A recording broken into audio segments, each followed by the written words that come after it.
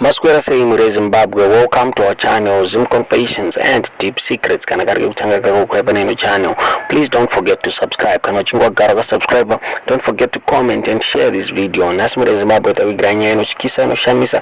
Nyairi kuitika kugokwe kune mukomana akafa ari kutaura from the coffin achipa instructions kuvanhu vapenyu vasara achivaudza maurayiro akaitwa izvo achivaudza wana sei munhu akamuuraya muri Zimbabwe nyaya iri kushamisa nyaya iri kutyisa yaitwa kugokwe. Pana vhidhiyo takuigira toda kuti muone mega muri Zimbabwe kuti nyaya inoshamisa kuti zvakadai so zviri kuitika here muno muZimbabwe. Mukomana ari kunzi anetsa kuviga vazama nepavanogona vari kutotsvaga rubatsiro kuti vomuviga sei mukomana uyu because ari kunzi ari kutaura ari muCoffin maurayiro akaitwa zvakare nevanhu vakamuuraya.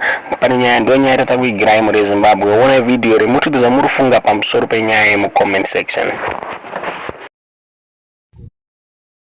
All right, I'm right. Sabasa si wa bonfire pa mnako binda. Ano binda.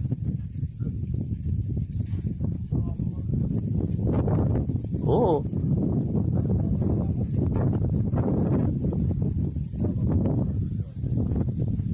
Ah. Okay. What is that you do?